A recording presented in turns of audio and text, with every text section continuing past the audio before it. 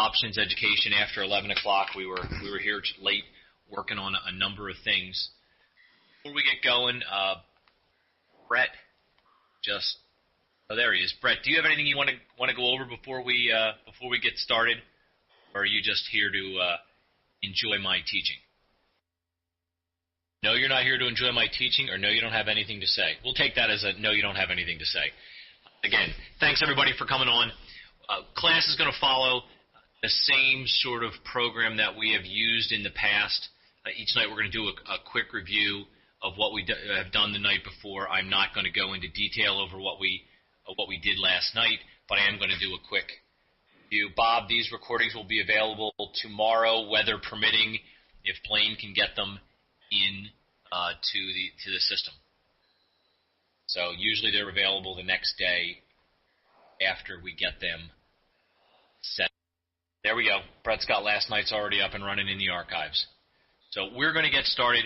The first thing we're going to do is we just want to take a recap. I know that I told everyone last night that we were going to put on a couple of trades to just get a feel for what the market's done. And I want to take a minute and just look at those real quickly. Again, these are not recommendations. Just want to get you thinking about currencies, thinking about the spot, which is where all of the trading derives from. And I just want to be able to show you, over the course of the next couple of weeks, where our positions have gone, giving you a basis point, a reference point. So I'm going to switch to my computer screen. We're just going to take a quick look at this so we know where we were last night. I've already knocked the resolution down. I'm hoping that everyone can see this. Can someone please give me a heads up? Remember to push your screen out to full screen if that helps. I've run down the resolution. This should be good enough. Oh, great, Kim. Thank you very much. So here's what we've got going on. I remember that in order to kind of be leaning against the market the same way, I put on what would in effect be short U.S. dollar or long the foreign currency positions on every one of the 6 that we have out here. So for the euro U.S. dollar, I bought one mini lot. For the U.S. dollar yen, I sold one. The British pound U.S. dollar, I bought one. The U.S. versus the Swiss, we sold. We sold the U.S. versus the Canadian, and we bought the Australian versus the U.S. Again, I put these trades up purely as a reference point, and we did it for our class. And I did it last night before everything happened. Well, our floating P&L, you can see we're up about $17, $16 right now, and each of the trades are laid out down here, kind of highlighting them. We are down $2.47 in the Swiss, up 11 with the Aussie, up 15, almost 16 with the Canadian, down 11 with the yen, Euro's up 750, pound down 750. So again, slightly positive. These are all one-lot trades. Net, we're winners. But I just wanted to give you a look at that. And while we're in Thinkorswim, I will put up their slide again to allow everybody to go in and set up an account. This has nothing to do with with currency trading. It just has to do with this great product that they have called the Profit. I was poking around in it today. This information is for educational purposes only. You might just want to take a look and see how this trade pans out. But while I was poking through the Profit today, I was able to find that somehow lost one of my pods. I don't know how that happened. Anyway, over here, I was able to find MasterCard, and I've shown this before. If you go up into the Profit, into the Patterns section and find patterns, I ran a bullish reversal breakout or complete pattern and came up with a couple of stocks. I happened to find MasterCard. But to repeat this, this is not telling you to go buy MasterCard stock, go buy MasterCard options. This is another thing you might want to just put into your universe and take a look at. This thing is, it wants to on I'm going to do a 3-month, 1-day chart. It was on an hourly that we were looking at it. So I had a 1-day, 2-hour chart up. And now it disappeared on me. 2-hour chart up. Trying to show you guys an example. Darn, I had it up there and it disappeared on me. Let me take a quick look, see if I can get it to come back again. Apply. Come on. Well, geez, all this example for nothing. It was the profit had picked up an upside move in MasterCard over the next few days. It was looking for about an 8 to 10 point move. Once again, this is not, I repeat, this is not a trading recommendation. This is a look at the underlying securities and how you can maybe use Thinkorswim to be profitable. So again, that's all it is, just a little bit of a look. I don't want anybody going out and saying, hey, Greg told me to go buy. Here's the breakout that we're talking about. Bullish wedge pattern, and it was giving an upside look. Earlier it was. So just, again, a great tool to play with. The profit's a fun tool to play with. We're going to keep this thing moving. I just wanted everyone to take a look at it now, that you can find trading opportunities within the profit. So we're going to go back to documents and, come on, share my documents, my FX. There we go. Hopefully we've now jumped back and we should be good to go. Brett, if you can hear me, it looks like somebody took away my class list on the right-hand side. Can you see if there's anything you can do about that for me? Let's get going. Here again, I know you guys have read this, but I'm going to put it up here for one more time.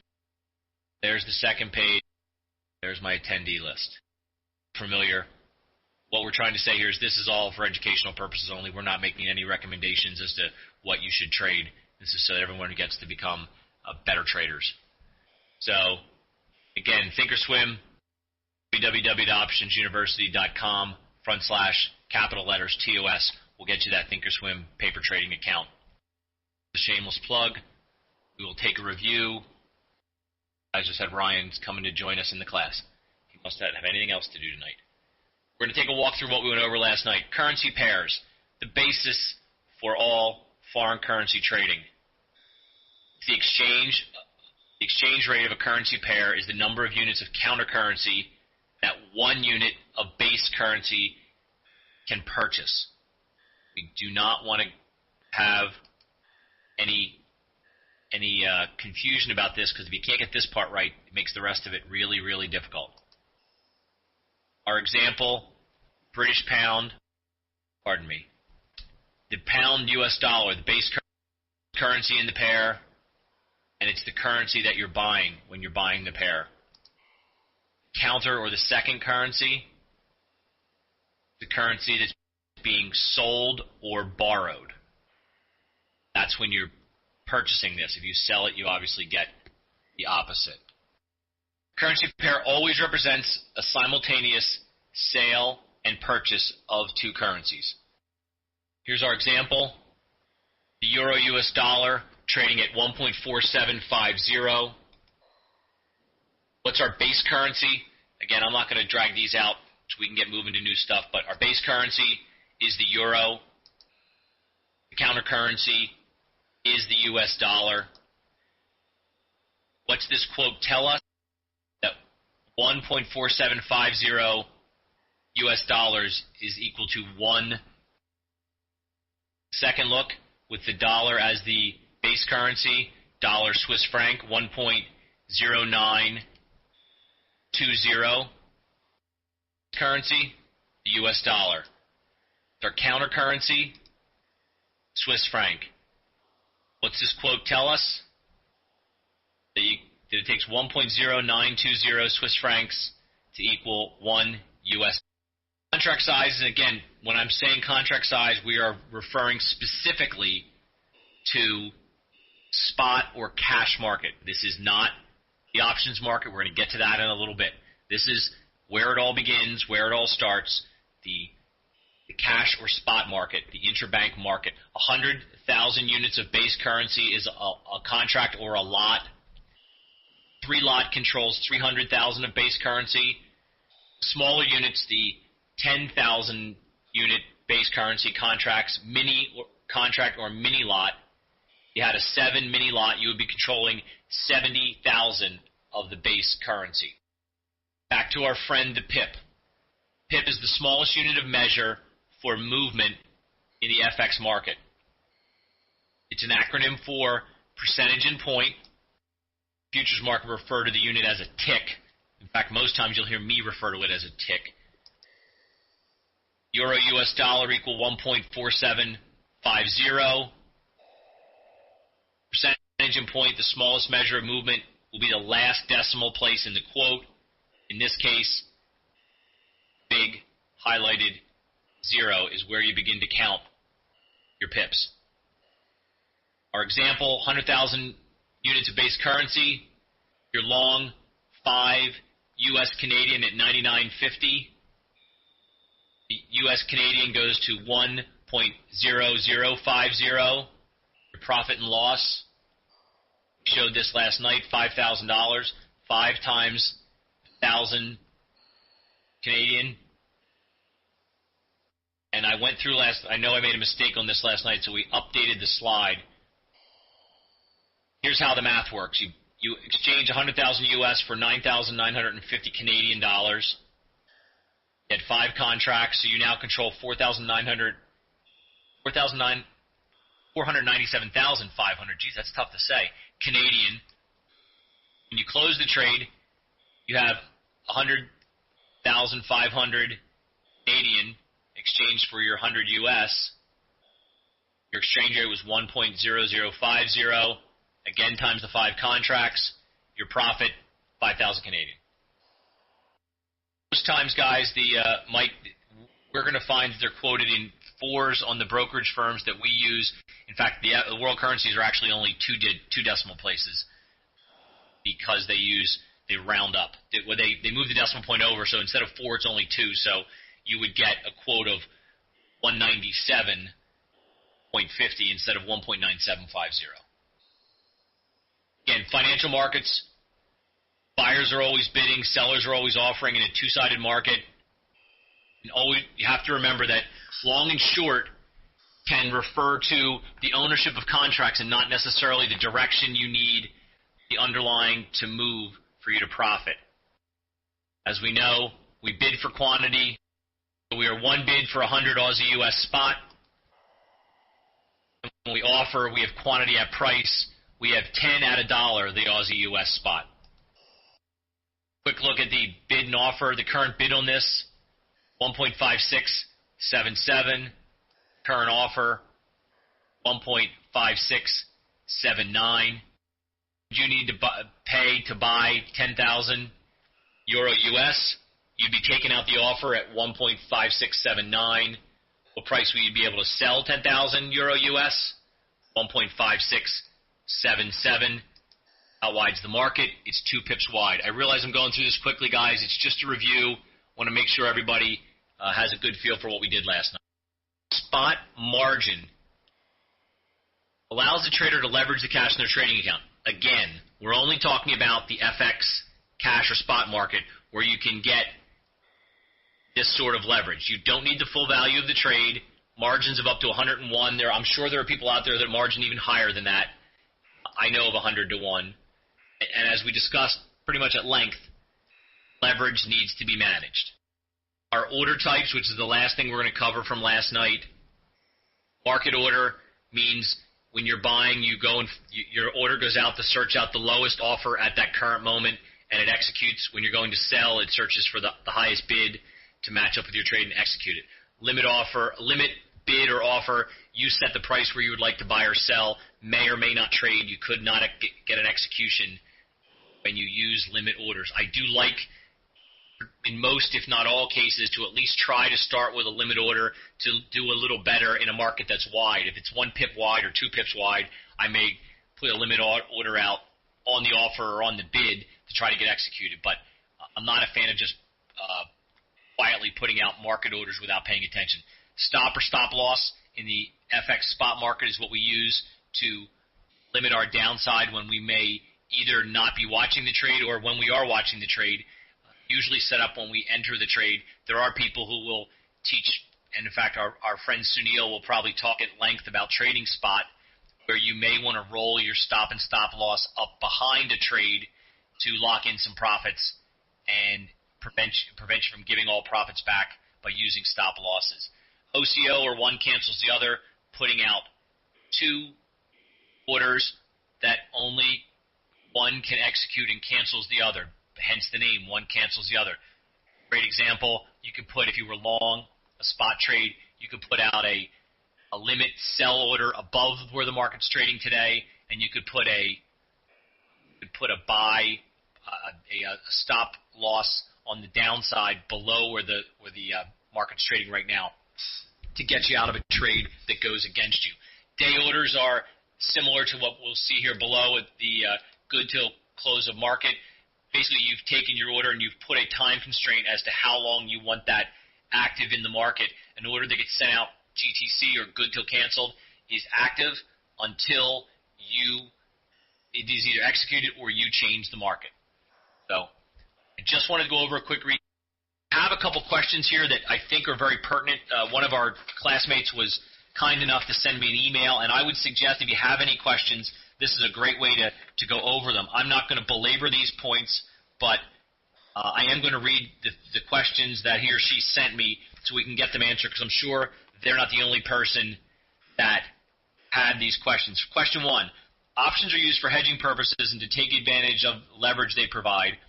Since the Forex market is very leveraged per se, some brokers offer 400 to 1, and gaps don't happen as often in the futures and stock, with stop losses and limits that are executed to the pip, what are the benefits of using options for currencies? Well, we're using options for currencies for we're not trying to double dip on leverage, which comes up to the next question. You want to use options.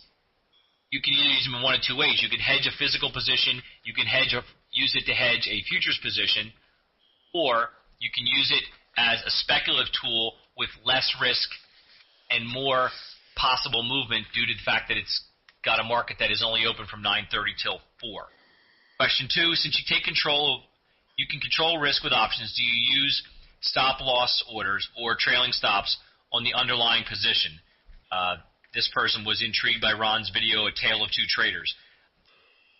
Normally, I would not, but because I'd be watching the position during the day, if there was a time when you couldn't keep an eye on your position during the normal trading hours and you wanted to make sure that if it moved a certain spot, a trade would get executed, yes, then I would think about maybe using those. But only when I wasn't watching the market. I normally would just actively watch the market and execute trades as necessary. Third and final, can you use options along with intraday trading? This person trades 1 to 3 trades a day. Can I protect myself using options? In that situation, I'd really say no. Because of the spreads in the market, the cost of getting in and out of the options trades, even in the front month, are less advantageous than trading the spot. If you're going to be in the trade, in and out a number of times a day, I would play in the 1 to 4 pip world of FX spot. Want to move your time frame a little longer to a few days or a few weeks, then options present some advantages, but I wouldn't use them for quote unquote day trading. So those are the 3 questions that I got. Anybody that has anything else, you can ask me now, or we will go on to our next subject. Case closed. On to the next one. A very short review as we begin to move towards world currency options. For those of you that stayed around last night, we discussed this. For those of you that are experienced options traders, you already know this. So long calls have the right to buy a currency pair. Short calls have the obligation to sell a currency pair. Now, please ignore this stock price. I couldn't find a graph on my computer that gave me a long call that had a underlying that was a currency future. So it doesn't really matter. The chart's the chart. It shows the characteristics of limited downside, theoretically unlimited upside when you're long a call. You're short a call, particularly if this is your only position. You're naked short a call. You have a limited upside and the dreaded unlimited downside that can bring the wrath of Ron if you have this position on, without anything else. The puts, long puts have the right to sell a currency pair. Short puts have the obligation to buy a currency pair. What do those charts look like? Again, you're all familiar with this. A long put, you have not unlimited upside potential. You have upside potential to zero when you're long a put, and you have limited downside. The opposite's true. You're short a put, you have limited upside potential, and theoretically you have a limited downside because in a stock in particular it can only go to zero. I guess a currency pair can only really go to zero on the downside also. Can't see that happening. But again, just a quick review of what options charts look like as we get ready for the world currency options. The world currency options trade in 6 currency pairs: the British pound, US dollar, ticker symbol XDB, the euro US dollar, ticker symbol XDE, Canadian dollar US dollar, XDC, Australian dollar US dollar, XDA, Swiss franc US dollar, XS, finally Japanese yen US dollar, XDN. I mentioned this last night, but it bears repeating. All of these currency pairs are set up with the US dollar as the counter currency. So the quotes, again, if you look on Thinkorswim or another brokerage, you may actually see, for example, the Japanese yen US dollar quoted the other way, US dollar Japanese yen. You have to remember that inverse relationship we talked about, that one converts to the other by doing the inverse. So again, don't get all excited and you see one that looks lower than the other and you found opportunity. Make sure you check out the inverse. Again, they're all counter currency US dollar. We're going to walk through why that is. The contract size: British pound 10,000, euro 10,000, Canadian dollar 10,000. I'm sure you can see the pattern. Australian dollar, Swiss franc, Japanese yen, not the same, but with a million, the rounding works to the same 2 decimal point underlying. Again, the Philex has taken the 6 most actively traded world currency pairs and put them into this contract. I'm sure a lot of you have heard me use this phrase. The Philex uses it as their catchphrase. The world currency options are right-sized for retail investors. 100 basis points, 100 pips equals $100. One option contract priced at $250 cost an investor $250. One option contract price movement of 0.01 or a penny would equal $1. So they've made it real easy for each of you to get comfortable with the size of these options. You're not subject to $100,000 or $125,000 futures contracts. So it's something that is much more similar to what you're used to. These all are dollar-denominated contracts. They settle in U.S. dollars. You don't need a special futures account to trade them. The details, the contract, that's in there twice. We'll flip through that because I ended up with that slide in there twice, and I apologize.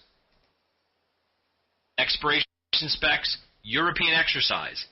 Does everybody know what European exercise is? Most of you are familiar with trading American-style options, which U.S. equity options are. It gives you the right to exercise calls or puts at any time from purchase until expiration. With European exercise, you are restricted to exercising once the options expire. At expiration is when you can exercise in the money options. Theoretically, I guess you could exercise out of the money options if you chose to, but not much on a normal basis, not much reason to do that. The expiration date is the Saturday following the third Friday of the expiration cycle. It's the matching time for the United States equity option expirations. Settlement value for each of the pairs is based on the 12 noon Eastern buying rate as determined by the New York Fed on the last trading day prior to expiration. So Friday at noon, they pick a number, and it's not a random number. It's the number published by the Fed. If you end up with an issue, a problem, a concern, if the person who's supposed to get that number is out to lunch, there are extensive contingencies on how they come up with a number that they will use for expiration. For those of you interested, you can go to the PhilX website and they will walk it through each of the possible permutations and combinations. But let's, for our purposes, say that 12 noon, they issue the final value for that month's expiration, and then the options settle accordingly. This is the big one. U.S. dollar cash settlement. You don't have to worry about delivering yen or taking Swiss francs into a futures account. Everything settles to U.S. dollars as an index. It's a much easier product to get used to. It's very, very similar, and they did it on purpose. They did it so that you could make the easy transition from equity options trading to the futures options, the world currency options. World currency options trade, again, you're going to find all of these things pretty similar. Trading hours, Eastern Standard Time or Daylight Savings Time like we're in now, 9:30 to 4. The next one I'm really, really hoping becomes an issue for all of you. In fact, I hope it becomes an issue for me someday. That the position limit is 200,000 contracts on the same side of the market. So, Michael Foreman, be careful out there. Kim, I don't want you blowing away those position limits and getting stuck, okay? So, you guys, when you're trading your 200,000 lots, call me. I'd be more than happy to help you with those. So, 200,000 on any side of the market is the limit. All trades issued and guaranteed by the Options Clearing Corporation.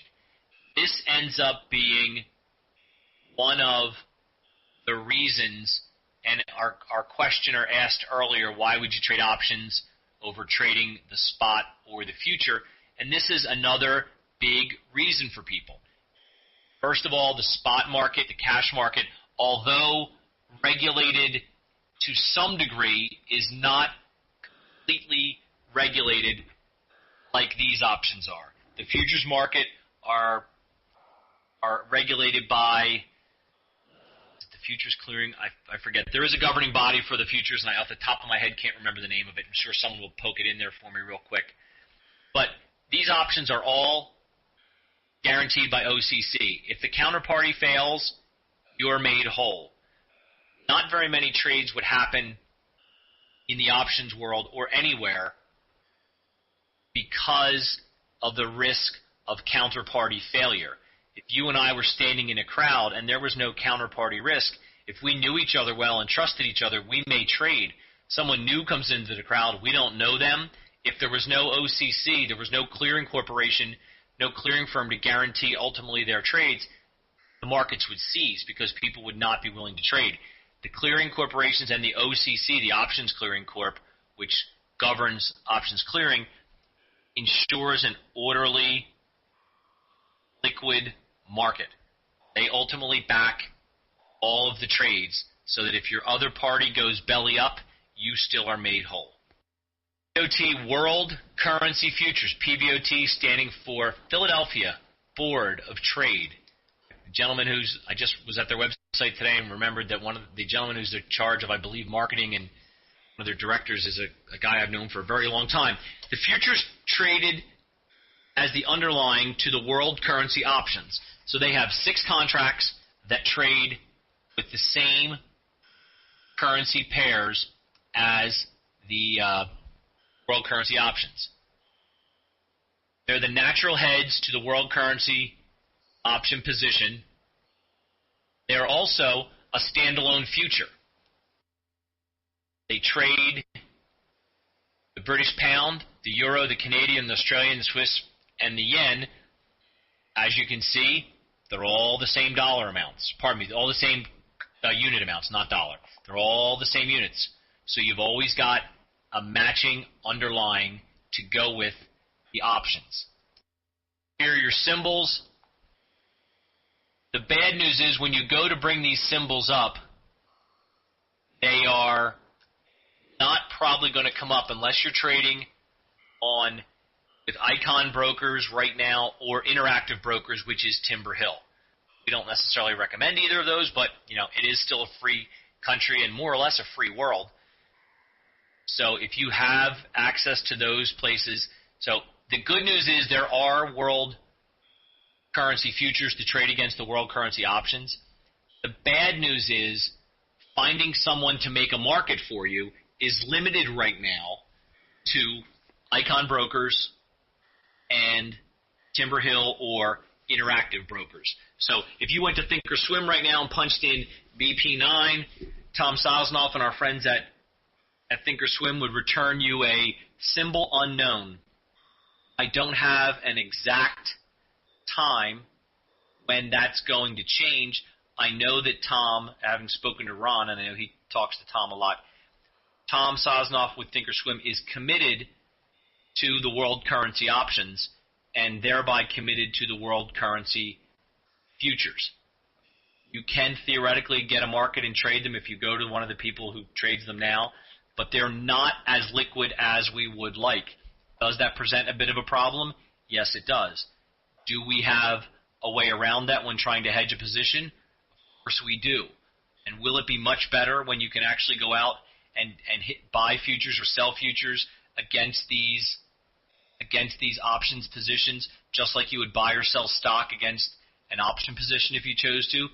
Yes, it would. So I'm not going to sit here and kid you.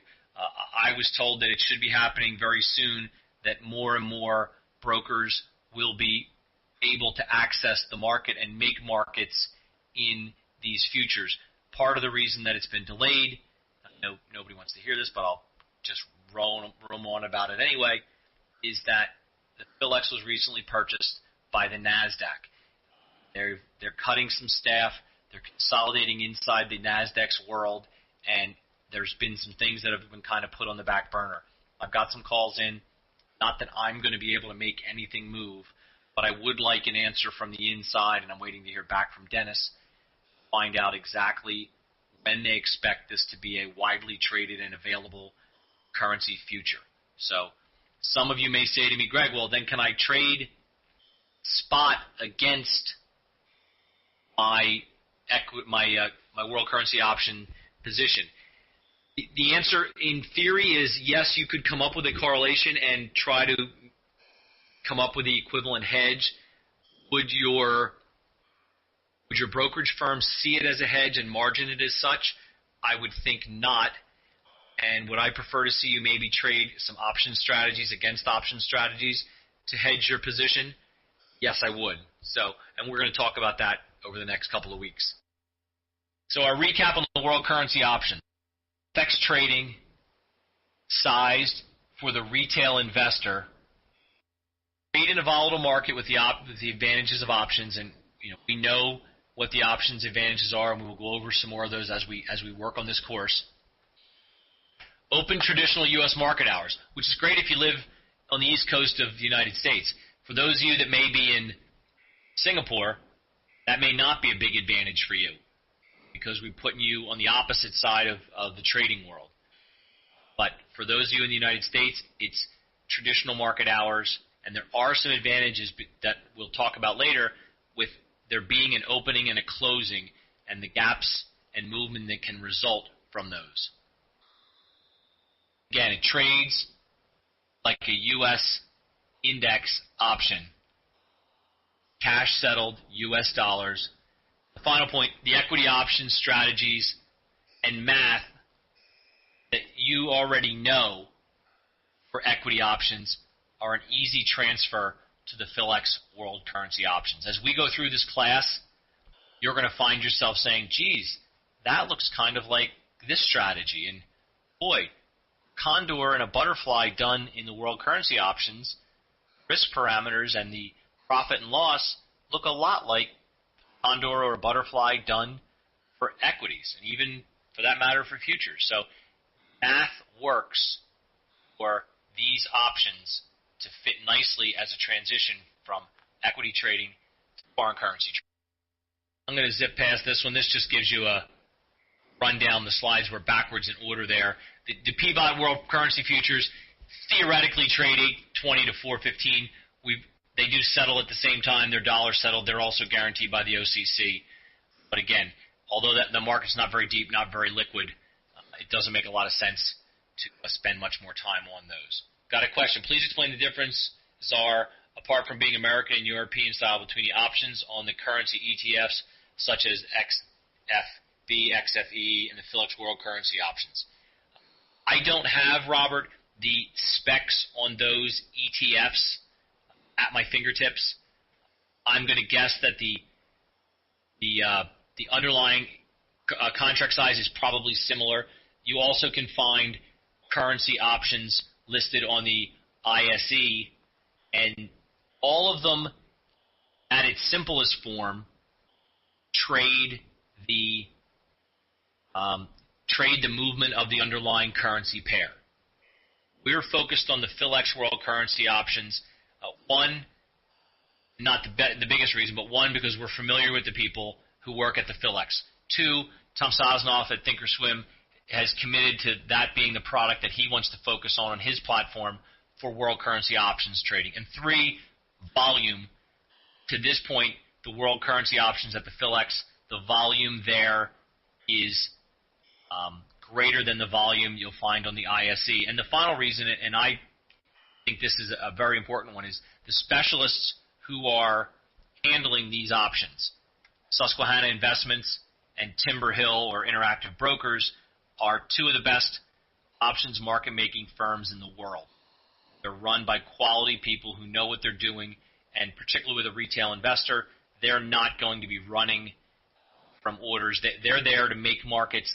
Those traders are judged and graded and paid to make markets for the company. They're there to trade, so they keep the markets as tight as they can based on the liquidity that they've got in the underlying, whether it's the PBOT futures or other ways that they hedge their risk, more complicated than what we would be handling. So I think that's the reason why. Anybody have any other questions? We're going to move along concepts as we walk through, move towards our, let me just find my slide here. There we go. Fundamental analysis. You can break down at its simplest form that you do before entering a trade. If you want to take the big, wide, giant brush, you basically would have fundamental analysis and technical analysis. They're normally the two pieces that traders will use to put together a position and opinion and try to trade some direction or some direction in the underlying, or that you would maybe use with an options position. So it breaks down to fundamental and technical. We're going to talk about fundamental analysis tonight, and then I'm going to give a brief overview of technical analysis. It's more an introduction, definitions. We are still going to have a follow-up. It's going to be Tuesday night's class, if everything goes as scheduled. For Wayne and Ryan, they are going to have what we've talked about, and they're going to build upon that and talk about specific strategies and how you can use them with real examples to enter and exit foreign currency trades. But we're going to give a kind of a brief overview, and this fundamental analysis comes down to Bob's not getting a sound. Can I do a quick check? Everybody, yeses will be fine. Looks like I got a bunch of yeses. Great. That's what I want to hear. I'm not going to try to give you every single piece of fundamental analysis that is available for every one of the currencies that we're going to talk about. I'm just going to give you some general ideas. And this is where, as Kramer says, we have to do our homework. You really need to, this is where, by making 2 or 3 currency pairs part of your universe, you'll be in touch with things of the macroeconomic factors and their effect on currency. Economic, social, and political. All of those things affect the value of a currency, along with other things. It's the fundamental, underlying pulse, temperature, strength, weakness of a country, and therefore the strength, weakness of their currency. Again, I'm not going to profess that I'm going to give you every little bit of technical and fundamental analysis that you need to enter into a trade. I'm going to give you a brief overview of a few of the currencies that we talk about, so you get an idea about what are you looking for and what relationships seem to matter when talking about fundamental analysis. Start at home, at least for those of us in the United States. The US dollar is influenced greatly by, I use the word strong. I'm sure some of you may want to use the word misguided. There's lots of terms we could probably use to describe our Federal Reserve Bank. Active, I think, would be a word that does describe them. They attempt to be proactive. Could we argue they've been misguided? Could we argue that they're not strong and they're reactionary? Yes. This is not the time to get into a debate about the Fed. Everybody's got their opinions. I know you probably all have yours. I've got mine. But the fact remains that they do attempt to influence things like the stock market and the value of our currency by their actions. So that is something you need to keep an eye on when you're thinking about the strength or weakness of the U.S. dollar. Dependence on oil is another big thing that you found with the United States. As we've had this roller coaster, and you can watch as the currencies have broken, the foreign currencies, quote unquote, have broken, and the dollar has made this run over the last month or so. You've seen that was followed when they, at least temporarily, have broken the back of oil, and thereby taking down the commodity complex with them. Because we are so dependent on oil, if you pulled up a chart of the U.S. dollar and the oil run up until recently, you can see that the foreign currency versus a U.S. currency, particularly ones like the Canadian dollar and the Australian dollar, moved up while the dollar moved down, riding the back of oil. So again, those are two factors that really influence the value of the U.S. currency. This is an overly simplified look. Just some talking points, things for you to look at, things for you to start when you're searching through CNBC or you're searching through Yahoo or any of the other sites that you may go to. Those are the sort of stories you want to look at for the currency pairs that you trade. Those sort of things start to pop up, and you can maybe see something coming where it actually gets there. Canadian dollar. Their big claim to fame, at least over the last number of years, is they're the only major currency that is an oil exporter. Our friends to the north pump crude like nobody's business, and their currency has ridden against the U.S. dollar roughshod because of that. Now, again, we've seen a bit of a reversal because of the turnaround in the U.S., the turnaround in the oil prices, drop in demand, all those sort of things. But when you think Canadian dollar, you really need to think, how is oil impacting? They're looking at almost 8% of their economy being influenced by the exporting of oil. That's a huge number. So again, oil plays big.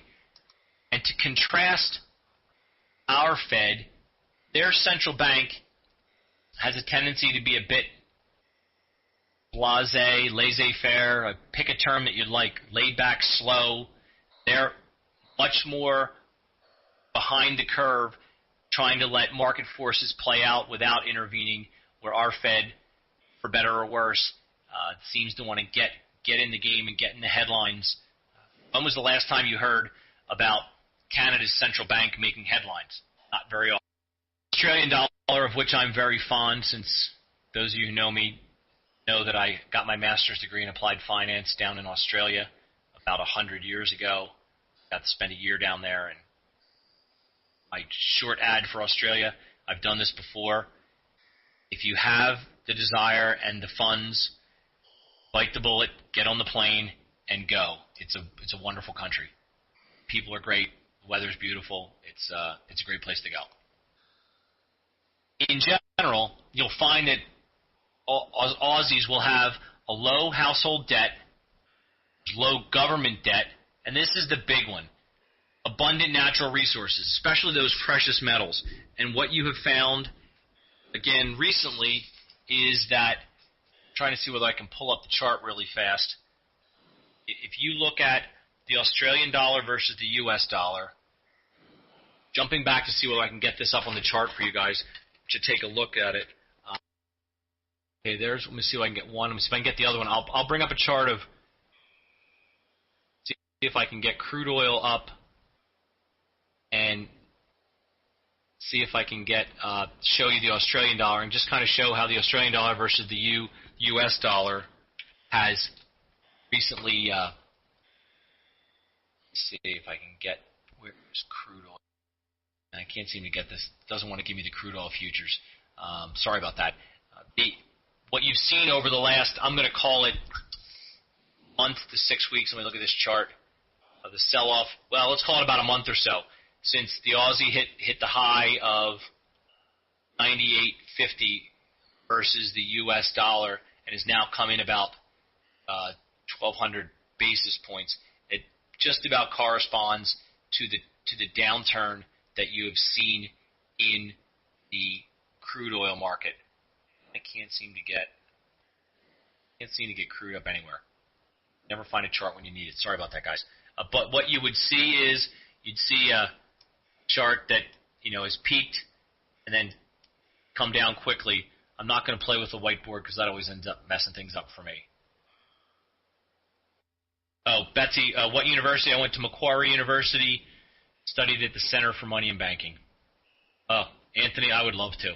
I lived at Manly Beach in Sydney, right above the Manly Surf Club. I was about a half a block from the steps that took you down to Manly Beach. It's a wonderful, wonderful place. I never made it to Melbourne, actually, Anthony. My budget I went on scholarship, and my budget was, let's just say, spent mostly on adult beverages while I was there. Didn't really leave a lot of money left for travel. There were plenty of surrounding pubs and things to visit while I was there. The Japanese yen. Their central bank is aggressive in policy towards keeping the yen cheap. Probably not a great word. They have very, very low interest rates, which we're going to talk about. They're looking to run a trade surplus, and they're an importer of nearly 100% of their oil. So you could see where if you looked at the Aussie yen, let me see if I can get that currency pair up for you that might be able to give you a quick example of, let's see, is this going to bring it up? Yeah, I'm going to switch screens, guys. I'm just going to give you a quick look at what you've seen, and you can kind of see where there's been a relationship. This had been tracking up, and let me share my computer screen. Second monitor, share. This is the Australian dollar versus the Japanese yen. And you can see it had appreciated. I'm going to give it a 1-year chart. See if that. And you can see this rise from here and then this turnover to here. Now that downturn, which looks a little less pronounced now that you do it that way, see if it'll reset for me. So I can get this thing to reset. This is the profit again. That's 2 years. Let's go to 1 year. So again, if you look back in this time frame, just about the end of July when crude oil peaked, since that turn, you've seen the Australian dollar fade and the Japanese yen rebound. So it's not the only trade out there. It's not 100%, but it's a factor, and that's all we're talking about here. What are the things, the factors that could influence your trading? I am going to go back to my documents and back. So just wanted to show you graphically that you could draw the same conclusion that the Japanese yen, lower interest rates, they desire to run a trade surplus. As a nation, it's a focus for them. And again, import nearly 100% of their oil. British pound, another active central bank, and currently have a weakening housing market, which is starting to weigh on the economy and starting to weigh on the central bank. There's rumblings that they may need to lower interest rates to stay off inflation. There's some concern. So you could see some activity there. A movement in their rates to the downside would ripple through the entire currency complex. So it's something that you want to watch. Dave wants to see the U.S. dollar slide again. That was actually the Aussie Japanese, Dave. You can find it on Thinkorswim, or I can bring it up for you at the end of the night if you remind me. I'd be happy to go back and talk to you about it. Euro, quick overview. Central bank is a group of European government banks. They work as a in collaboration, so that there's not as much central management because of the diversified inputs and interests in those countries. Again, this is not the be-all and end-all of fundamental analysis. Just trying to get you thinking about what are the concepts, what are the things I should be looking at when I'm reading the paper, when I'm listening to the news, God forbid when I'm listening to Kramer. What sort of things could I pick up from other countries or from the United States that may give me a clue as to where the few currency pairs in my universe may be headed? Again, you don't just take somebody who says, oh, well, interest rates are going to rise get lowered by the Bank of England, so I definitely want to short the pound, because there are other considerations. Any of you that know Ryan and Wayne and I, we sometimes struggle with the fact that there are a lot of people out there who want you to believe that there's one answer and everything is black and white. And anytime we get asked questions, we've been at live seminars and super conferences, and I sometimes feel like people think we're dodging the question because we take the time to try to look at all the things, as many as we can see, that may impact a trade. Now, between the three of us, I might be the guy that pulls the trigger the quickest after we discuss it. Wayne and Ryan may still look, but again, the point being, there's no one single way, and there's not one. Well, geez, I heard the European Central Bank is going to raise rates, lower rates, so that means this. That means you keep looking. That means you then pull out your charts. That means you do some other work so that you can get ready to put a trade on. Not normally the. Oh, okay. I know. I'm sorry, Dave. I know what you mean. Let me zip back real fast. The U.S. dollar. This is the one I was getting ridiculed for. Strong, active federal government. Feel free for those of you that beat me up the first time I put that up there to do it again while Dave gets a look at this. And then we've got the dependence on the oil. Pardon me, I knocked it away too quick. Hope that's good, Dave. Sorry I zipped through it so fast. I'll zip forward. Here we go. The cross trade. And some of you, I know, have heard about the cross trade, and it can be in the news, and people want you to think that it's a kind of mystical, and it's not that big a deal. It's just for these particular currency options, a cross rate is a currency pair that does not include the U.S. dollar.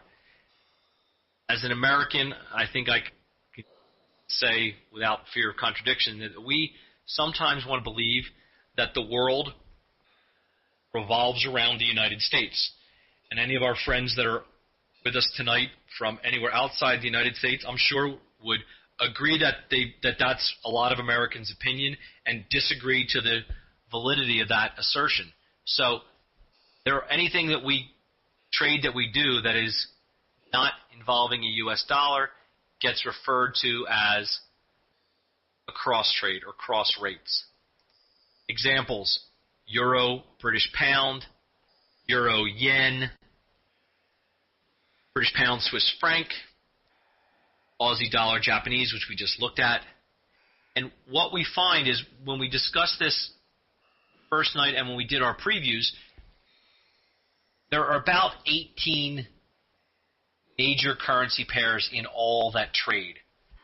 Biggest 6 include the U.S. dollar. The other 12 are crosses that are the U.S. dollar is excluded in. So people trade. I know Americans find it hard to believe, but people trade the euro pound. They trade the euro yen. And they trade it for a lot of reasons. They trade the pound Swiss. And they trade the Aussie Japanese. And we're going to talk about a couple of these in particular.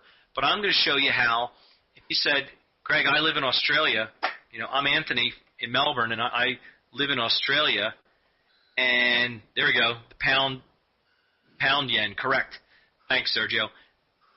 I want to talk about doing an Aussie yen trade, but I can't because you're not giving me those options. Well, I'm going to show you the way you can do that. With the world currency option, I'm going to use the word create a synthetic cross option. Now, I put synthetic in quotes because those of you with an options background know that Ron is fond of beating home the point that a synthetic has to match in every way, shape, and form the risk profile of the actual instrument. So if you create a synthetic call by buying stock and buying a put, it has to match exactly. He's specific on the word synthetic just like he is specific on the word premium. I'm using this kind of liberally because this is not an exact cross. Could you go trade the exact cross in the futures market without the advantages of options? Yes, you could go to the CME, and I'm sure they can make you a market, and there's probably an actively traded futures contract for the pound yen, or the Aussie yen, or the pound euro. So you could. I'm just going to show you one of the ways you could use options to create a similar position. What you would be doing is you would be buying a call and buying a put in different currencies. Now, remember that we would never be naked short options, so you would never be selling the call and selling the put in this situation. Not going to happen. You'd reverse the cross to get the directional move that you needed. The example would be you'd buy the XTE, which is the euro call, and you would also be buying the XDB put in a ratio. The US dollars cancel out, and in effect you create a long euro, short pound position. I'll walk you through a couple of examples, show you the math, let you see how that works.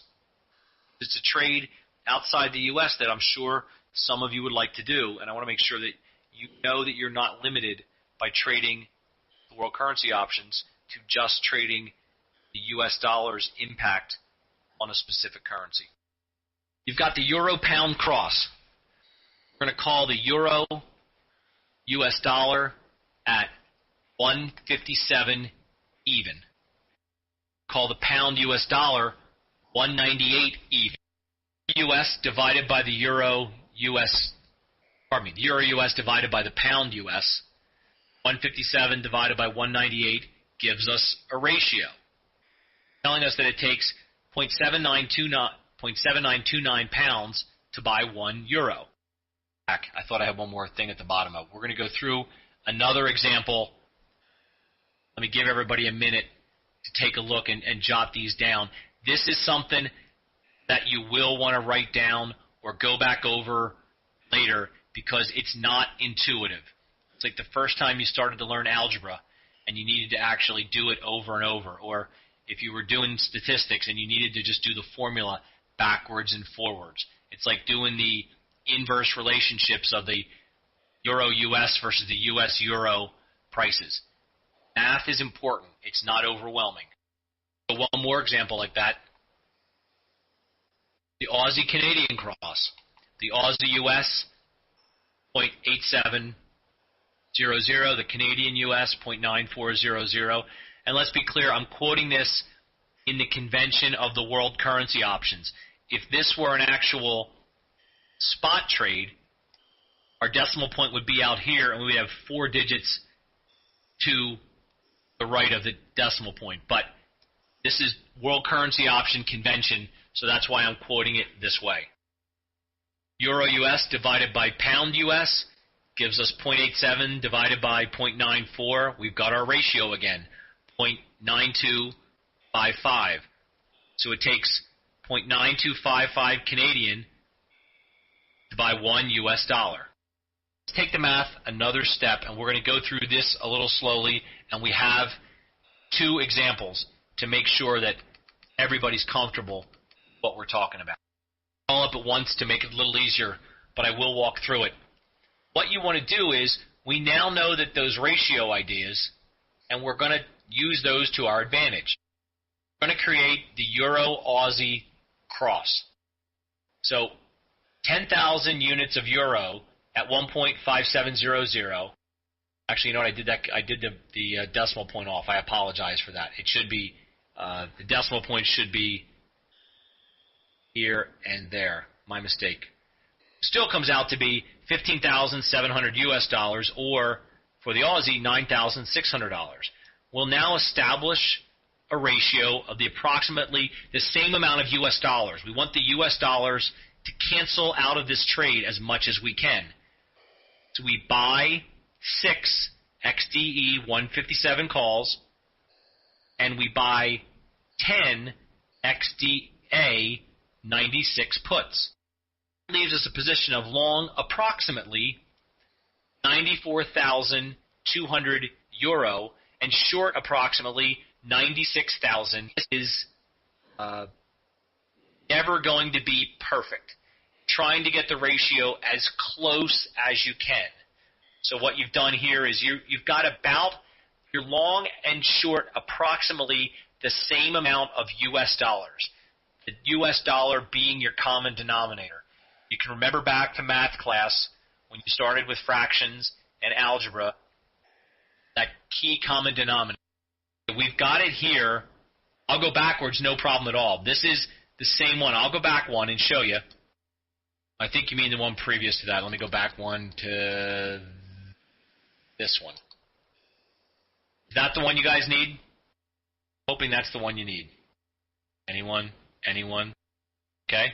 I'm hoping that's up long enough. I haven't gotten an answer from Betsy. Thank you. Are you good now, Betsy? And again, I've said this in my presentations if you've seen me speak live, and the same applies here. Please, please, please stop me if you've got a question. I will spend time after class answering any questions you may have. We will try to fool with the technology and open up the mics if that's at all possible. But I'm here to make sure that you learn. So if you've got a question, I guarantee you somebody else has the same question. So please ask me. I sometimes, as an instructor, you have to remind yourself, and I'll fault myself, sometimes forget that I look at these things and, I'm the one that did the slides.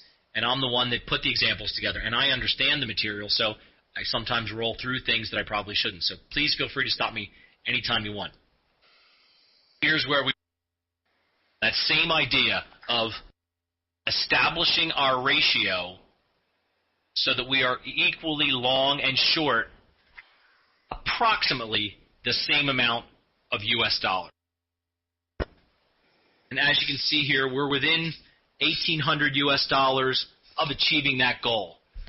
We should now be able to play the movement in effect of the euro versus the Australian dollar in this example. We're going to do it one more time, changing the currencies so that everybody gets a feel for what we're talking about. Same math, just a different ratio. 10,000 Australian dollars, 8,700 US.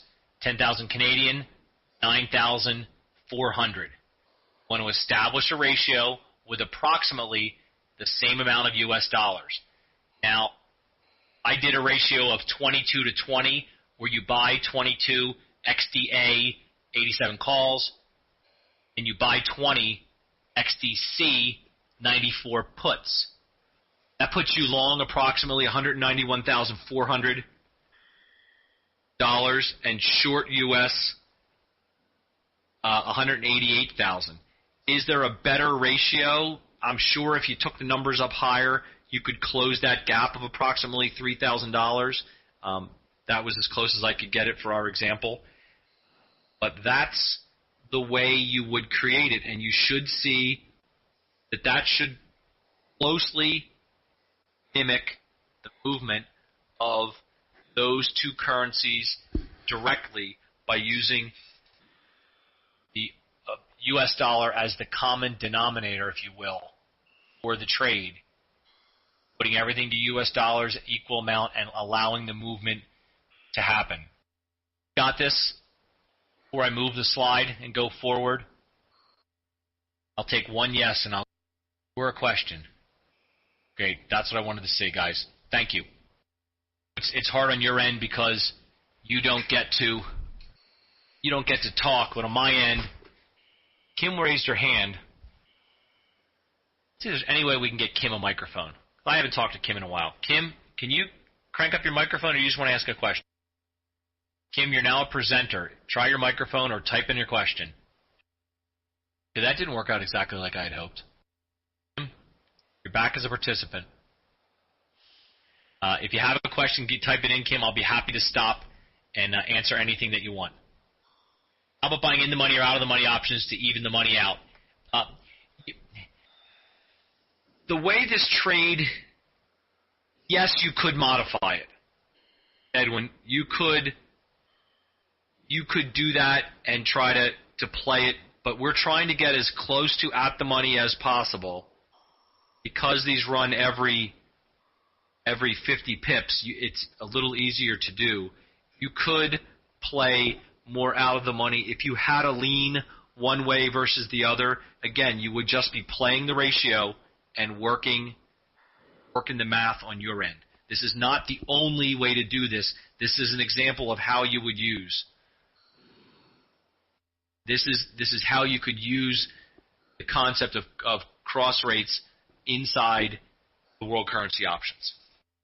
Play the last side for a second. Oh, this one, Bob, or the previous? There's the other one. Great. Glad everybody's caught up. I appreciate everyone jumping in. I don't want to get ahead of anyone. There we go. Quick recap on the advantages of using the world currency rates. And it's a directional trade with the built-in risk management of options. You'll hear me say this over and over and over and over and over again. You'll be able to say it before I say it. But the big advantage of this trade is that once you outlay the premium, you can only lose what you've put in because you are the buyer of options. It could be a volatility trade. Some of you who know a little bit about the world currency options, may be laughing right now and saying, Greg, how can you do a volatility trade in options that have 10% implied volatility? Well, you can. But it could be the volatility between the relationship of the volatility between the two currency pairs could diverge or converge depending on what you're trying to see. It's a lower cost than owning the cross-rate future. Again, back to the right size for retail investor. If you have the funds, is it a more accurate, specific trade to do the actual future? Yes. I'm not going to argue with you. I'm not going to try to make you think this is the only way to do a cross rate. But as a retail investor, the advantages of options and the ability to do it on a smaller dollar amount can really make it a play. Now, there are some of the more popular crosses that I believe have the mini lots, which are 12,500 or 10,000 units available at the CME. I don't ever want you to think that I'm telling you the only way to trade currencies is to trade world currency options. I'm presenting you that if you want to trade currency options, that the world currency options are a great choice. Some of you may end up being spot traders. After you take Sunil's first class that he's going to teach, which is going to be the end of our session, our 9th class, or any of his follow-ups, you may say, you know what, the heck with Greg and these currency options. I just want to jump in and out and trade spot all day long. Sounds like fun. And I think, if that's the way you want to trade, that's great. There are other ways out there. This class, we are specifically concentrating on the world currency options, and I'm going to try to bring to you as many tools as I can that allow you to match trading strategies using world currency options to the objectives you set for the currency pairs you want to trade. Interest rates. I'm going to be very upfront with everybody. I'm sure there are instructors who would and could spend days upon days pontificating about the impact of interest rates. That's not, to me, the focus of what we're talking about here. That's more of a fundamental analysis class looking at the impact of the interest rates for the different countries.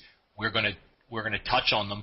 We're going to show a couple of examples why interest rates are important. We're not going to do an exhaustive analysis of comparing the interest rate for India versus the interest rate for New Zealand or any combination you could think of. I would be doing you a disservice to try to give you an all-encompassing list of the interest rates that are currently out there, where they're going to go. It's not the objective of this class. The objective is to make sure that you have a concept and an understanding of how interest rates impact your trading, but not trying to predict where interest rates are going to go. So that said, we've got some examples. Yeah, Tom, you're right. It wouldn't be good TV. Yeah, I'd see that the attendee list would go to zero. I'd be sitting here talking to myself. Exchange rates of a currency pair are influenced by the interest rate differential between two countries.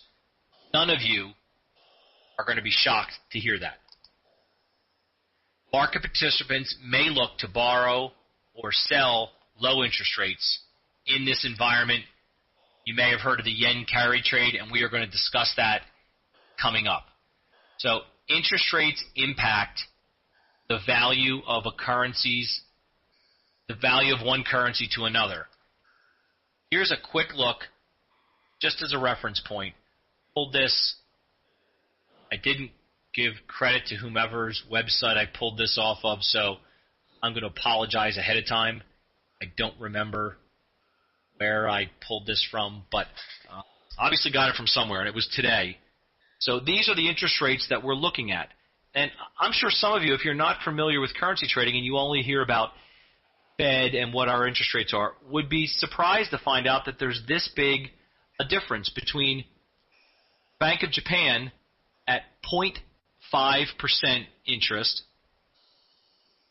and the Bank of England at 5.0% interest, or the European Central Bank at 4.25%.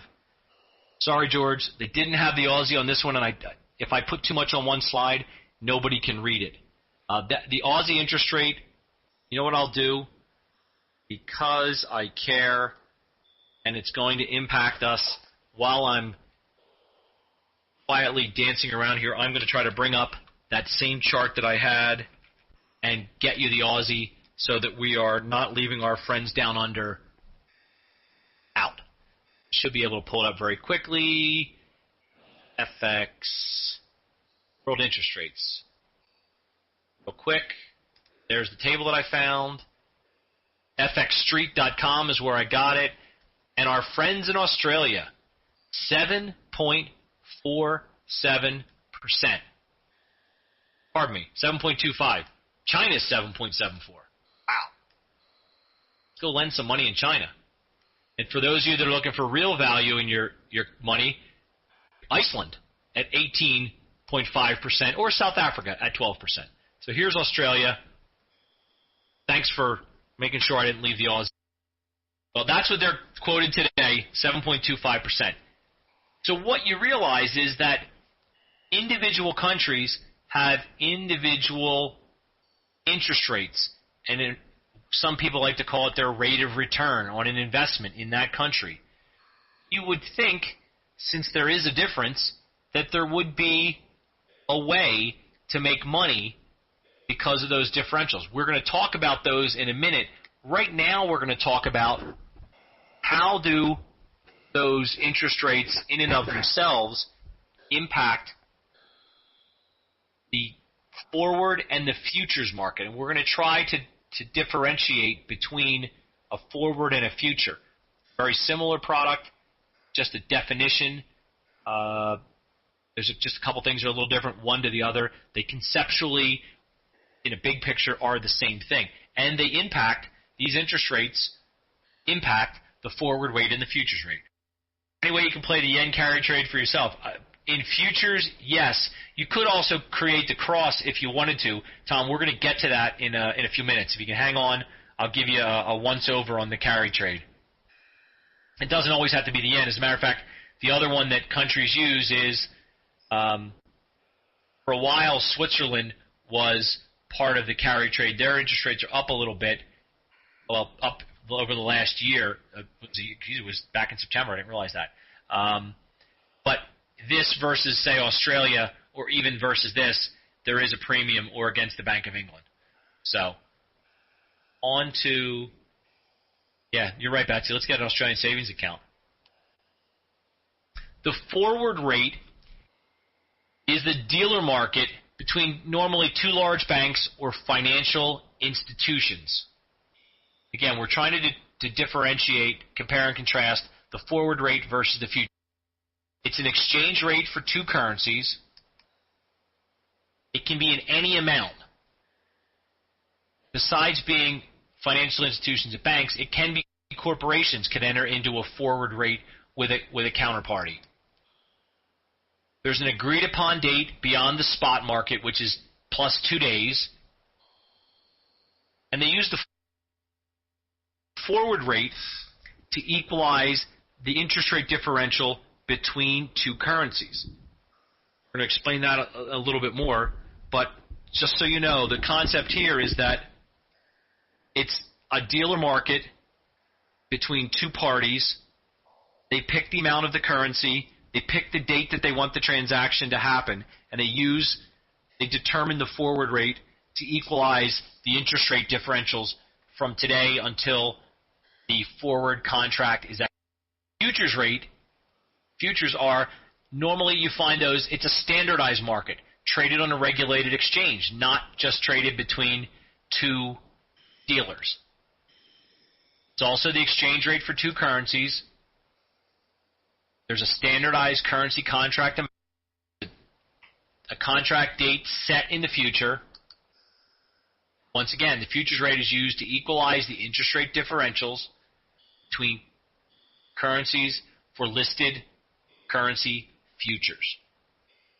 So the biggest differences are futures are standardized contracts, the forward rates are the dealer market, futures are standardized contract amount and specified dates, the forwards can be any amount and any date beyond spot.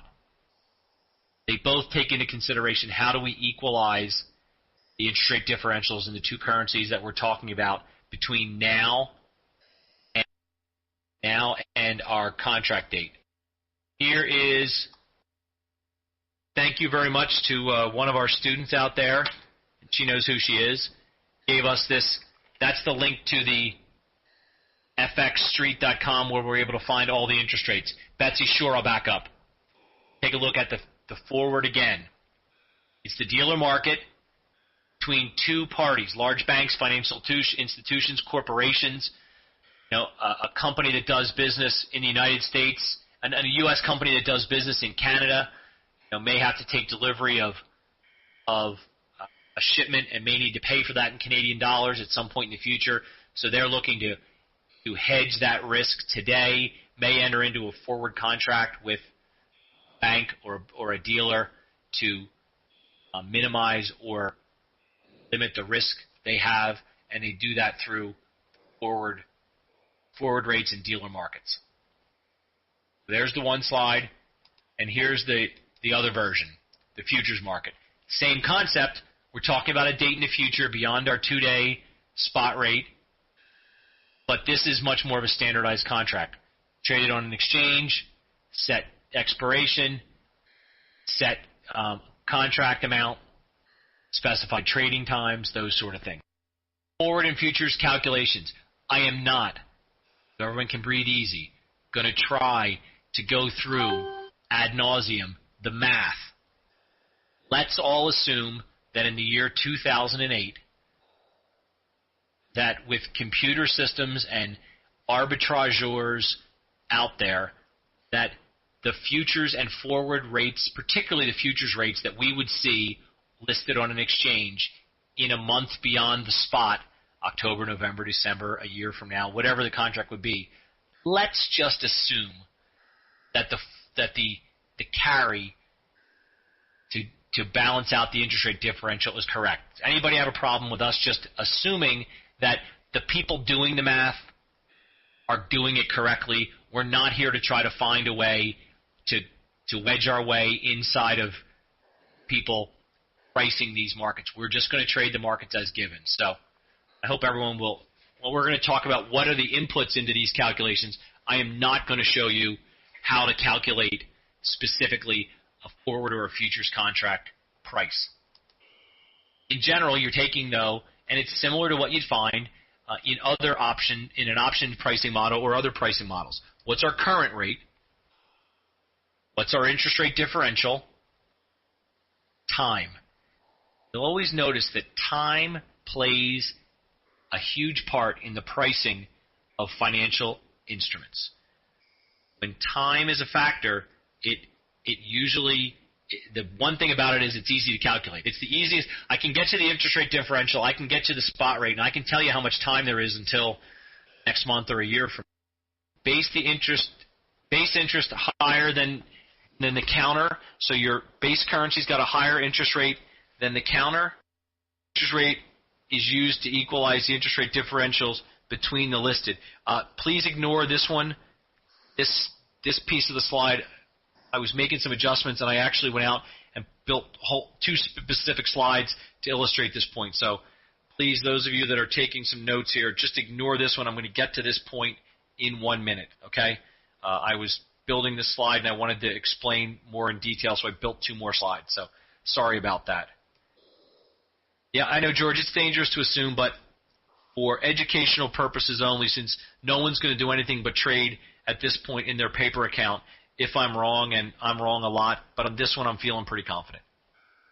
So again, finally, the futures rate is used to equalize this interest rate differential, because if you are holding the lower interest rate and you had sold the higher interest rate to someone else, you're at a disadvantage. You're going to have less in your pocket at the end of the contract period, and the reverse is true. So let's take a look, and that's how the carry trade was built. Let's take a look on Thinkorswim how this plays out. See, I told you I had that slide. It was right there. The base interest rate higher than the counter rate.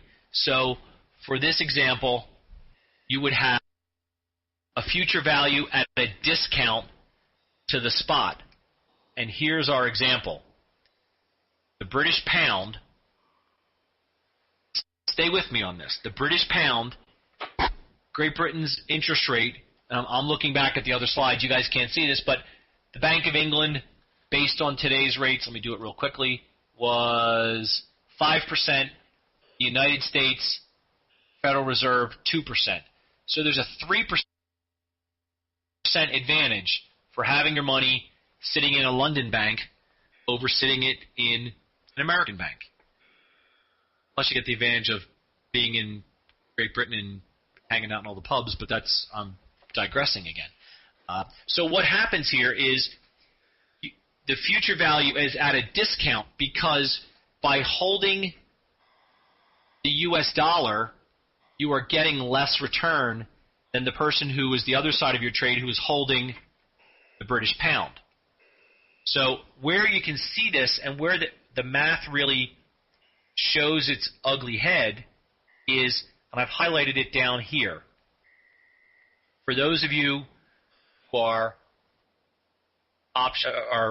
familiar with options trading, you know that there is a synthetic relationship for stocks, between the stock price, the price of the call, the price of the puts, and then any dividend that's available, and there's also the factor of time. So if you look at these options, and I didn't write the math out, and on further review I probably should have, but hopefully you guys can follow me on this one. Let's call our underlying up here. It's 186.77. Very close to 187 as the at-the-money strike. I've highlighted down here the puts and the calls. And you'll notice that the puts are much higher bid than the calls.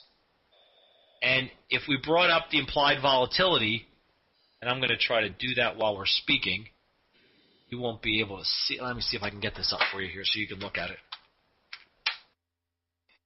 Yeah, I know. Let me switch over and I'll show you the screen live. So we can XDB out to November. Let's go live into Thinkorswim. I'll flip this thing over. Share my computer screen. Okay, here we are live. And you can see here we've got the puts 446 bid, and the calls are 292 bid. There's clearly a pump to the puts. Now, this is not a skew. I know some of you are going to say, "Oh, it's the put call skew." The implied volatilities, as you can see, is 12.8 in the puts, 6.9 over here in the calls. And the reason is that the actual future rate that this is based on, the real at the money, you and I would normally look at this and say, oh, well, the 187 line has got to be the at the money. Well, the reality is the at the money line is probably down towards the 186 line. I don't know if I like this new feature on Thinkorswim. The 186 line, because it keeps doing this. The 186 line appears, let me see if I can give us some more strikes to look at. It's starting to look like the real at the money is the 185 line. So what we're showing here is that the reason the puts are pumped is because the value of this in the future is less than the current spot price that we're looking at. And what you'll see is, as you go out even farther, look at the difference in price, and we'll take them up to what we were considering the at the money. If you look at the 187s here, and the puts are 36 bid, the calls are 457 bid. So, calls minus puts to strike price, something's clearly out of whack there. Volatility is way higher, and the implied vol is way lower, because in reality, this is not the at the money strike, because this will trade at a discount because of the fact that the British pound has a an interest rate that is higher compared to the U.S. dollar. So you've got a natural pump to the puts because we all look at this and say, oh, 186 is our at-the-money strike. And when you're talking about stocks, since there is no discount or premium paid to the future, the stock price is the stock price is the stock price. You can look at the 186 line in this case and say, oh, that's our at-the-money strike, and do the math. Now, you can get thrown off by dividends along the way, but as an example, you can see here that there's a much bigger pump in the puts because the true at-the-money is well below our 186.77. Now, let's go our slides, and I will show you the exact opposite, trying to prove my point. Again, we are not going to try to dissect the calculation of the forward and the future. It's a factor that you need to be aware of in order to trade in the currency options, particularly when you're going out. Let's go. If the base rate is higher than the counter rate, this was the British pound. That was our example. Now, the exact opposite is also true. If your base rate is lower than your counter, in our example here, the future value will be at a premium to spot. Perfect example of that, the Japanese yen. Again, we're trading on the fact that because a currency transaction is the buying and selling of two separate currencies in one transaction, the impact of interest rate differential has to be accounted for, because if not, people would always hold the currency that's giving you the higher interest rate, and I'm going to show you that with the carry trade, and they would always borrow the lower. So there has to be a way to balance out the values so that no one's getting taken advantage of, that there is no arbitrage. Interest rate is the way you do it. And what we'll see here, and let me jump, sink or swim, I'm going to share my computer screen again. Hang on one second. Flip over. Make sure everybody's out on a full screen. Oh, that's just my slides. Here's the yen. And what you'll notice here is that let's call last trade 191. So we're going to say our at the money is 191. Let me show September 191. This looks more like you would expect from a traditional stock. Difference between the calls and the puts probably equals this 15 cents or so that we're seeing of intrinsic value above the strike. If you go out a little farther, you'll notice that the calls are now trading above what we would consider, quote-unquote, the fair value, the intrinsic value. Let's take this, for example. Please forgive me while these jump up and down in front of you. But here, let's say that the calls are 210, and let's just say the puts are 150, just to make life simple. Well, that says that there's 60 cents of intrinsic value in this trade, but we know there's only 15 cents. How do we account for that? Well, the fact that the real value in the future of the yen versus the U.S. dollar is at a premium to this current spot of 91.15. When we go out even farther, you can see it even more. The exact opposite that we saw with the British pound, we see with the yen. And I'm sorry for that jumping up and down. I don't know how to stop that. But we can see here that our volatilities are much closer. Implied vol is 10.11 in the calls, 9.02 in the puts. And again, our calls have a premium because we know that the fair value, and I'm using that I'm not using that as an exact term, but what we're going to call the true value or the fair value or the future value of the yen versus the US dollar is a value higher than, in this case, 91.15. Because if you're holding the yen and trading that in for dollars, you are going to get less in interest because the yen is going to provide you less return than if you held your currency in US dollars. So in order for that trade to be, again, fair, you have to be able to say, I know that this in the future is going to be worth more because I need to balance out the interest rate differentials. And you can see it here by the calls. I probably am losing a lot of people. Here's what I want to make clear to everybody. There's no test on this. It's a general concept. When you look at these, if you're an options person, you should say something looks a little out of whack. If you saw this in a stock, you'd have to assume there was a dividend that was, or the cost of carry, which you use a lot in figuring out options. It's not as big a deal now because interest rates in the United States are so low. When interest rates were higher, cost of carry, particularly in high dollar stocks, became an issue. So it's part of the pricing model. And in order to get to the actual accurate price, you need to compensate for the interest rate differentials. And because each country has different interest rates, what the fair value, and I'm using that in quotes, for that currency pair in the future either is at a discount or a premium depending on which side of the trade you're holding. Because if not, you would never buy yen and sell dollars because you're holding a currency where the interest rate is less.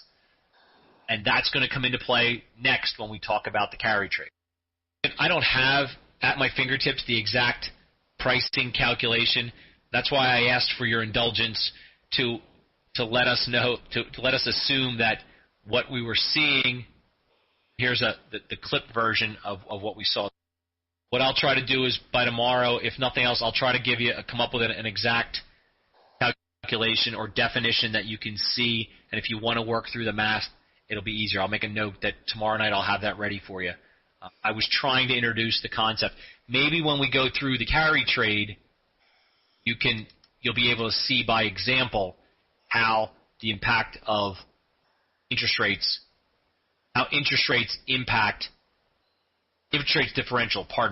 differentials impact future values of currency trades. Spot trade doesn't matter because we're exchanging them today. No one is having the advantage of holding one currency, being long, buying one and selling the other, and benefiting from the interest rate differential because it's almost an instant trade. When it gets beyond a couple days, interest rate becomes a factor, particularly with currencies where there is an enormous gap. So let's move to the carry trade. And when we do that, maybe that will give you an idea as to what we're talking about.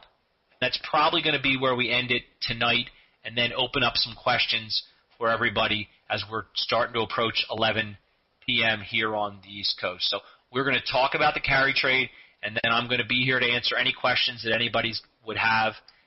We'll pick up tomorrow. Let's go.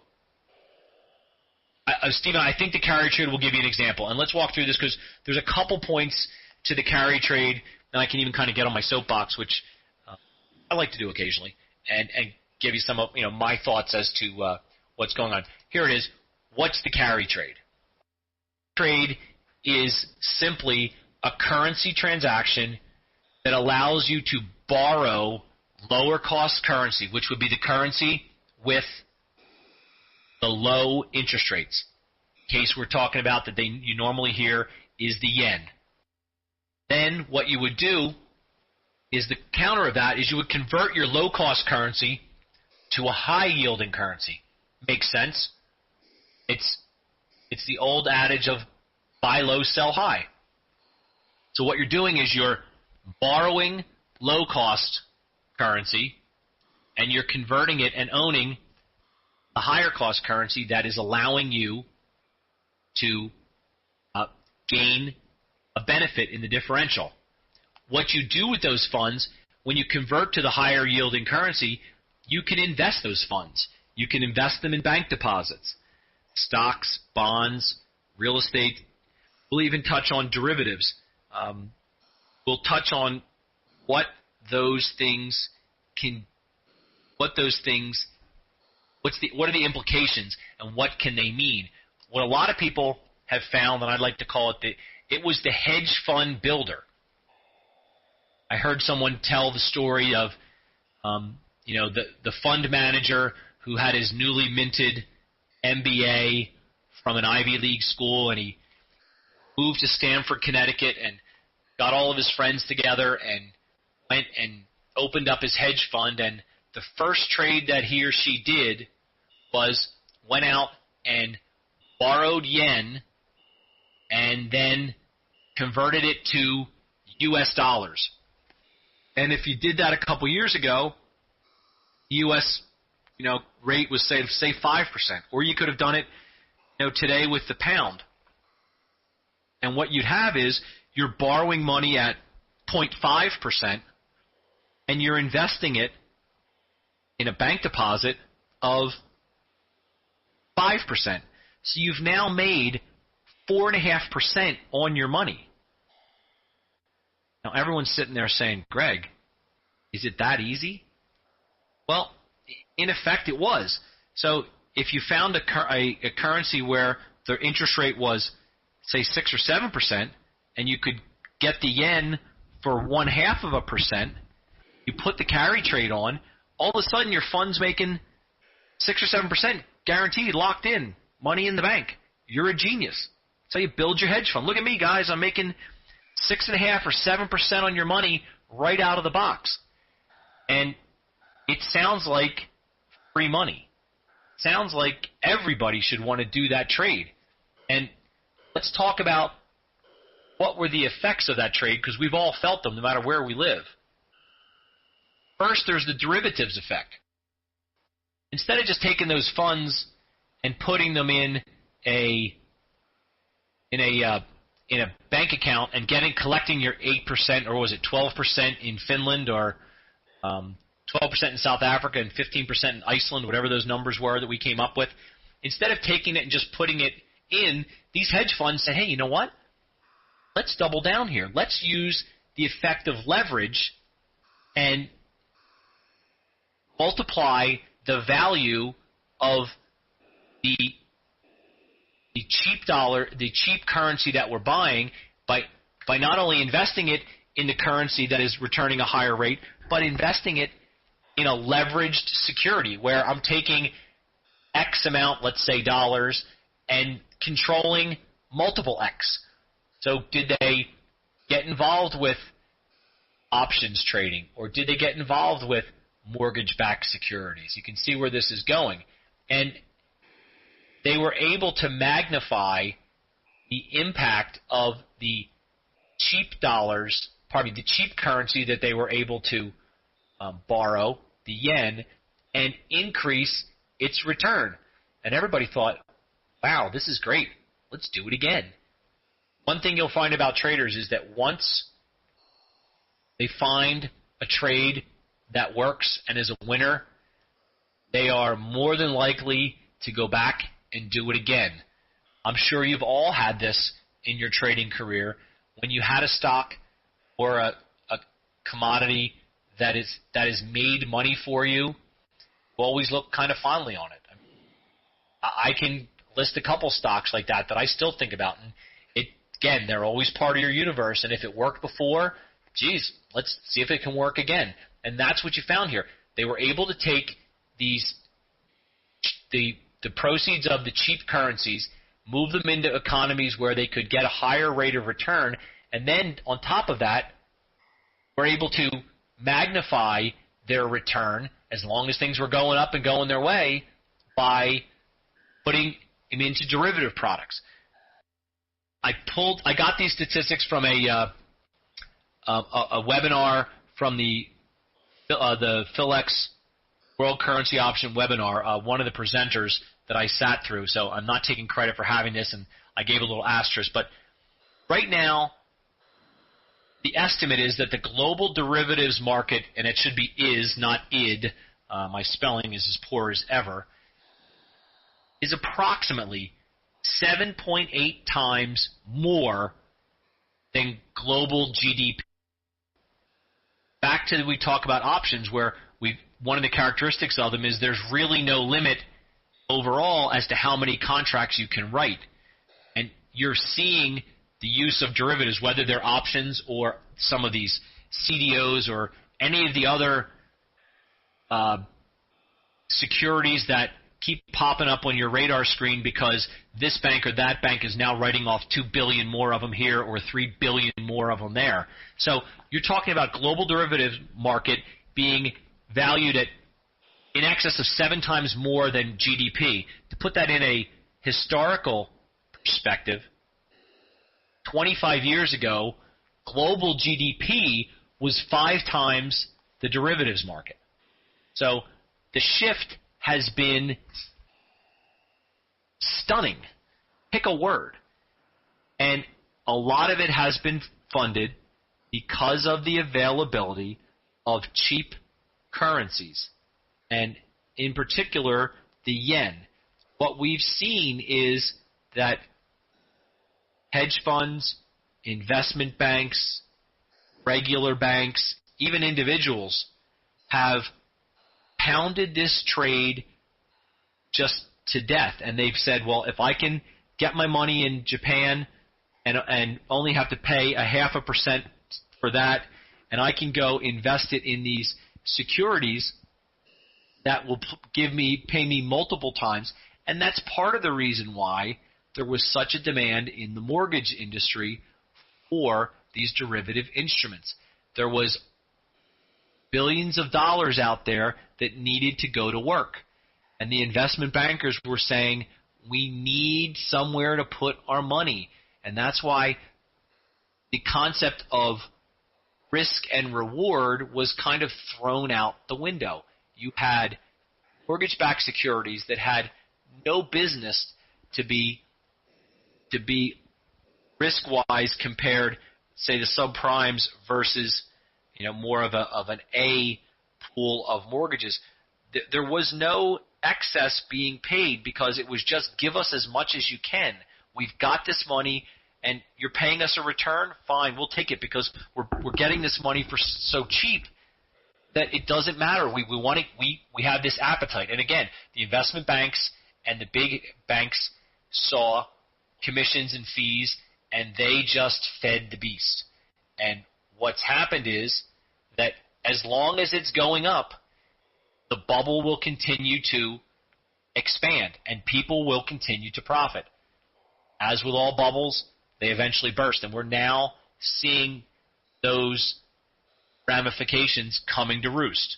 And the potential hazards, and this is not an exhaustive list, but first you can have currency values that are possibly distorted, fundamentals versus the real value.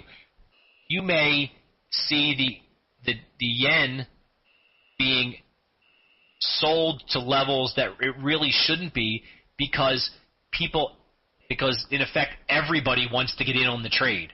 So you've just got sellers of the yen, sellers everywhere, and they're willing to sell the yen, borrowing it at a cheap rate, and being able to invest the counter currency in countries where they can make a higher return. So these currency values can move away from what we would consider the fundamentals. What is it really? It's funny you should say that, and I'm not psychic, the unwind effect. And that's what we're going through now. When people have to get out of trades, and banks and hedge funds and investors have to get out of trades, the air that was pumped into the bubble, maybe over a long, steady period of time, comes out quickly because everybody needs to cover their positions. And they had set a specific value for their derivative instruments. Those values are now plummeting, and they're trying to get out of them and hold on to the other to satisfy the other side of the trade that they have on. They're caught in the middle, and it's putting a strain.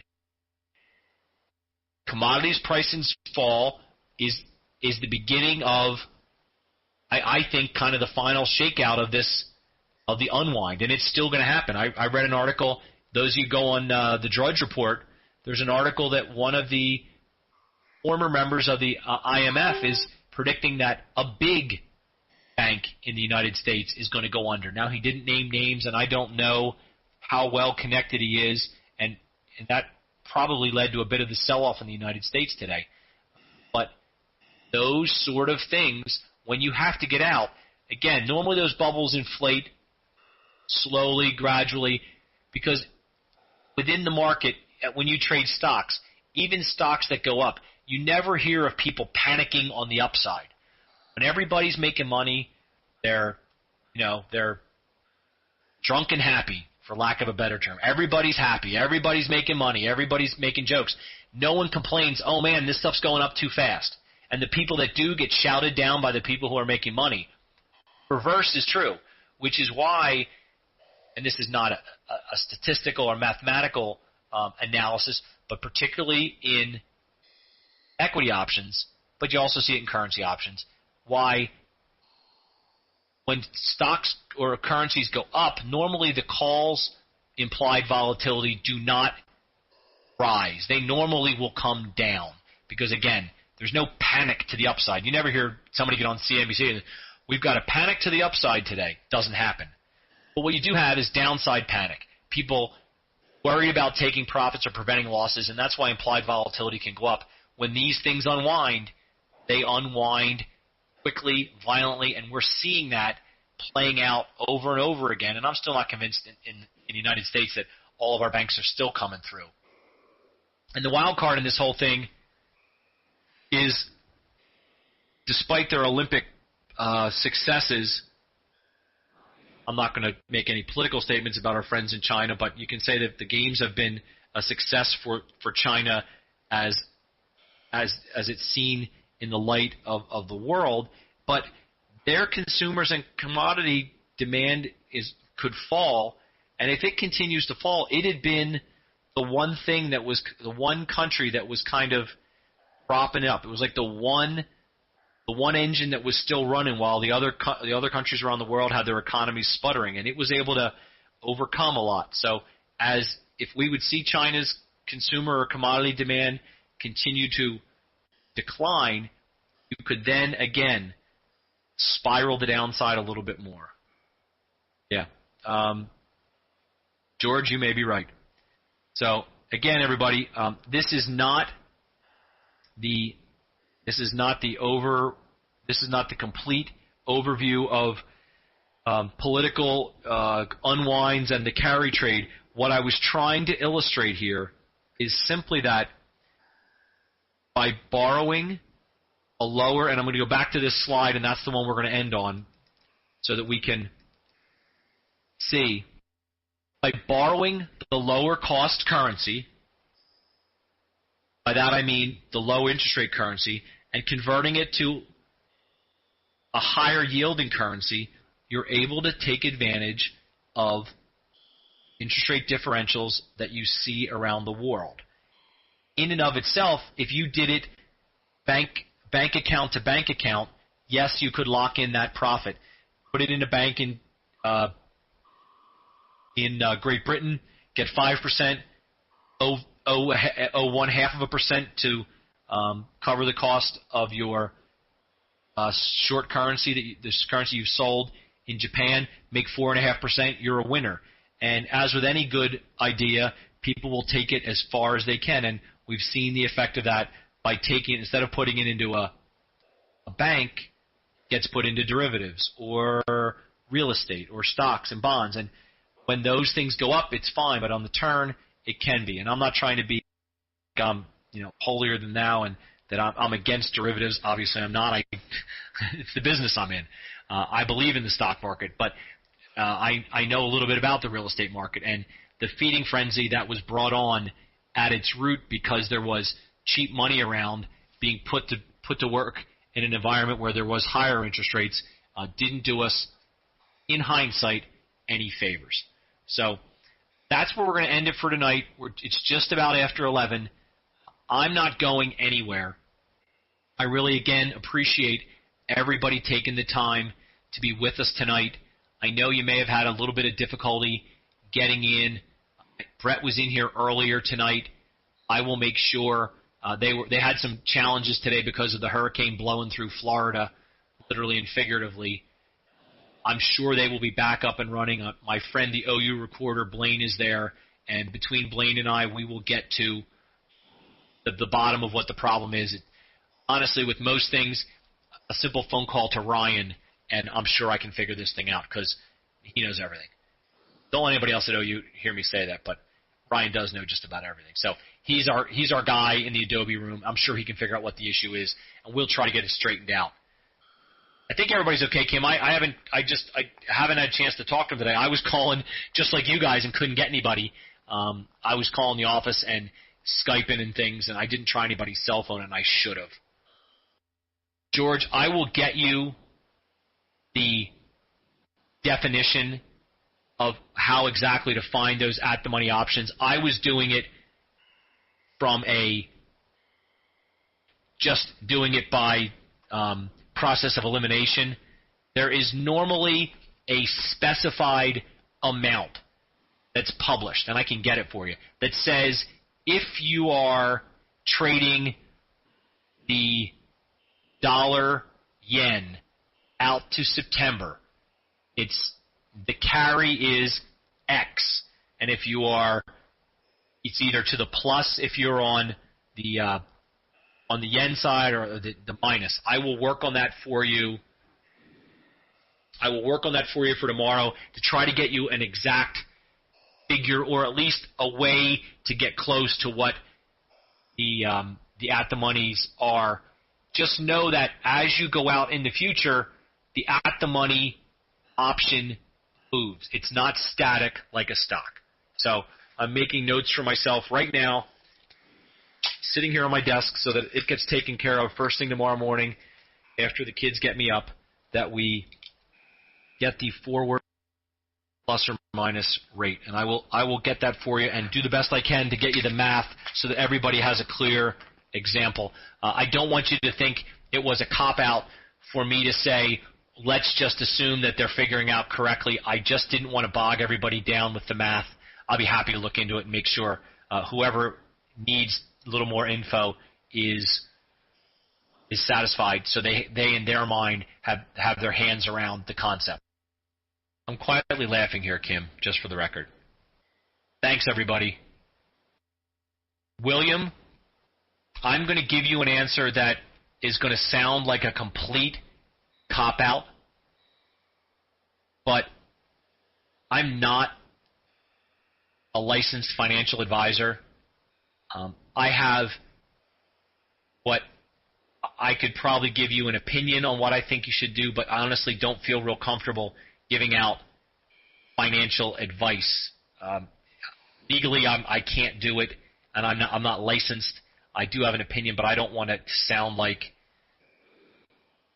I'm not trying to cop out, but I don't feel real comfortable trying to give you specific trading advice. It's not what we do. We're not licensed to do that, and I don't want to put anybody in jeopardy. Send me an email. My email address is gmcdermott@optionsuniversity.com, and I'll see what I can do for you. Thank you. I understand, William. I'm not trying to duck your question. It's just that honestly, I'm not a licensed financial advisor, and I don't want to really put myself in risk, or you. Anybody wants to try the microphone, I'd be happy to play with it now that we've gotten everybody set. Thank you, Kim. Always a pleasure. Have a great night. If anybody wants to play with the microphone, you can just put your hand up. We can try doing that again. If not, no problem. I look forward to seeing everybody tomorrow. There we go. Bob, you've got a microphone. Let me turn mine off and see whether yours will work. Go. Bob, you should be looking for a way to turn on your mic. If you go to the top across the meeting tab, it might be a way for you to activate your microphone.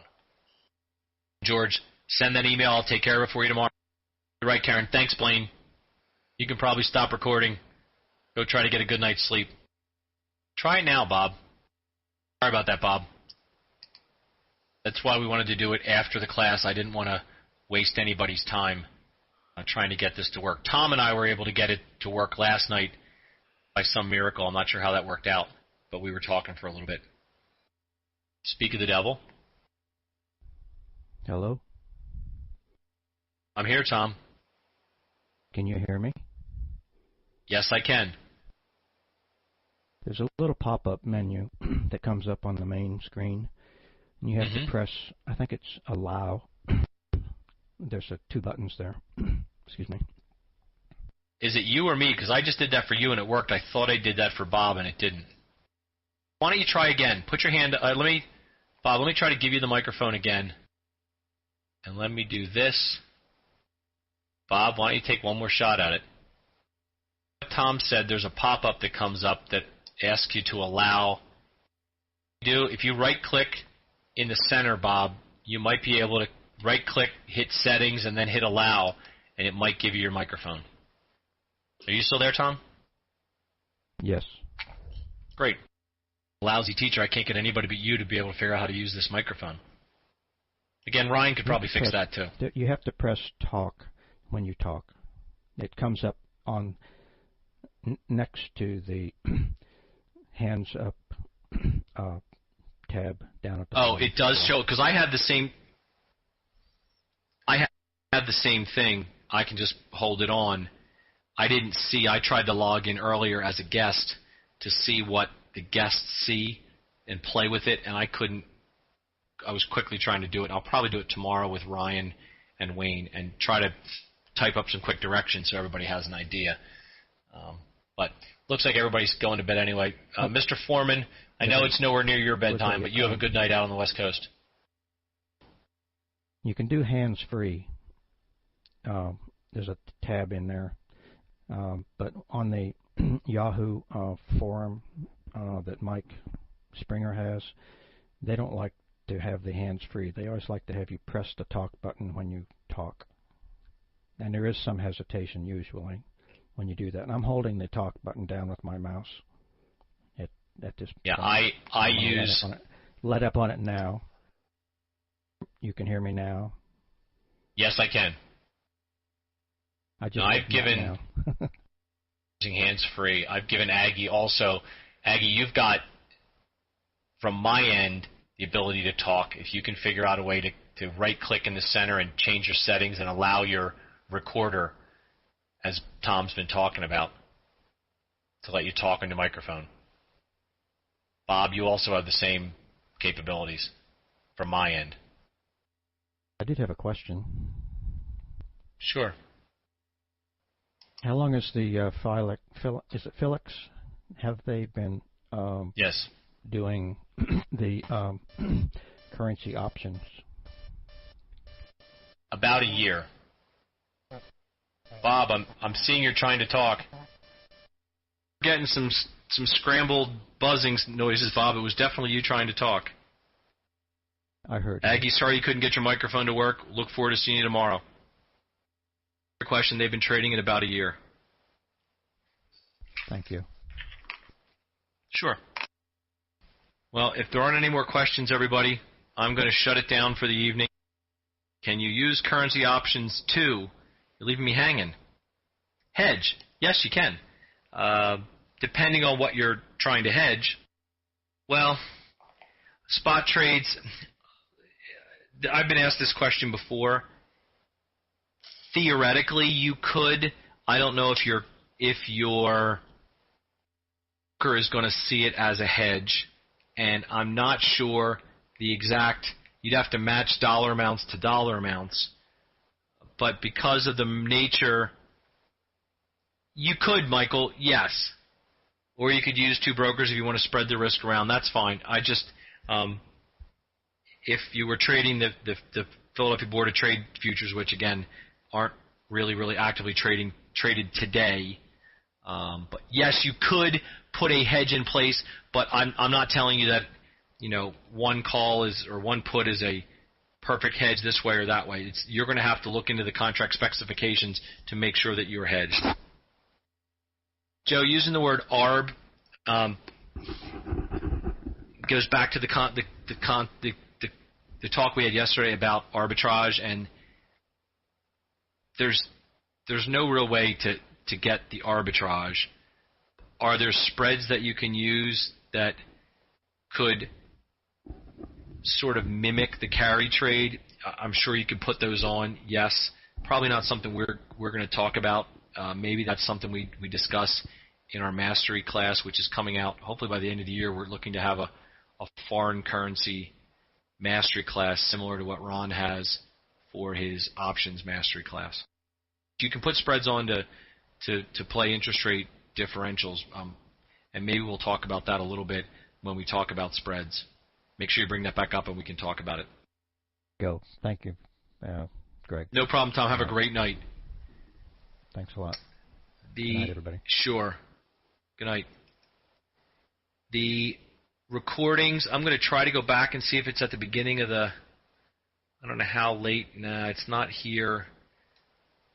I'm looking back through our chat. There's a link. Brett had put it out at the beginning. What I would try is either, Blaine, are you there still? If you are, can you throw up the link to the secure viewer? I don't happen to have it at my fingertips. Yeah, I think today there was a problem with the email because no one was in Florida because of the hurricane. I'm hoping Blaine, because I see him there, hoping Blaine is still there. If you know what, if you're having a problem, you can email me. My email address is right over here, gmcdermott@optionsuniversity.com, and I'll make sure that I get it to someone tomorrow to make sure that they get back to you. I apologize for the inconvenience, but again, if you want to email me directly with the concern, I'll pass along and get it. I'll track it down myself, or I'll have somebody take care of it and get it for you. We should be able to get that to you by tomorrow our time, which is today's Tuesday. Tomorrow afternoon will be tomorrow morning. Will be tomorrow night. Be Wednesday night for you. So, good night, everybody. I'm going to sign out of the